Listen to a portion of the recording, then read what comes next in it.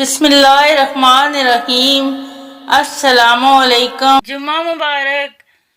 حضور صلی اللہ علیہ وسلم ہماری جان ہے، ان کے بغیر زندگی کا تصور ممکن ہی نہیں۔ یہ کائنات بھی انہی کے صدقے اور کائنات کے نظام بھی انہی پر موقوف ہے۔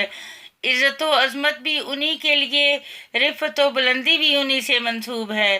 یہ سارا ماجرا انہی کے دم سے ہے۔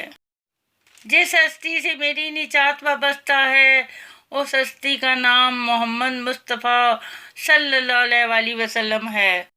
حضرت جبرائیل فرماتے ہیں، میں نے مشرق سے مغرب تک ساری زمین الٹ پلٹ کر دیکھی، مگر کوئی شخص محمد صلی اللہ علیہ وسلم سے افضل نہ پایا۔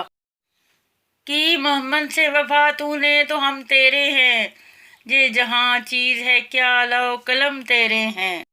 بناوٹی باتیں اور تکبر نبی کریم صلی اللہ علیہ وسلم کا ارشاد گرامی ہے۔ میرے نزدیک تم میں سب سے قابل نفرت اور قیامت کے دن مجھ سے سب سے زیادہ دور وہ لوگ ہوں گے جو بات کرنے میں بناوٹ سے کام لیتے ہیں، منہ پھاڑ پھاڑ کر بات کرتے ہیں اور تکبر کرتے ہیں۔ گناہ اور رزق سے محرومی کا سبب نبی کریم صلی اللہ تعالیٰ علیہ وسلم نے فرمایا، سوائے دعا کے تقدیر کو ٹالنے والی کوئی چیز نہیں ہے، اور سوائے نیکی کے عمر کو بڑھانے والی کوئی چیز نہیں ہے، اور انسان گناہوں کی نحوست سے اس رزق سے جو اسے ملنے والا ہے محروم کر دیا جاتا ہے۔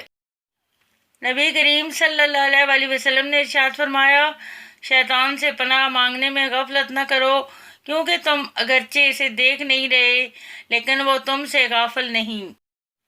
رسول اللہ صلی اللہ علیہ وسلم نے ارشاد فرمایا، مہمان کے ساتھ خود بھی کھانا کھاؤ۔ رسول اللہ صلی اللہ علیہ وسلم نے فرمایا، جب تم میں سے کوئی بھی نماز پڑھ چکے تو اسے چاہیے کہ وہ پہلے اللہ کی حمد و ثنا بیان کرے، پھر نبی صلی اللہ علیہ وسلم پر صلاۃ و درود بھیجے، پھر اس کے بعد وہ جو چاہے دعا مانگے۔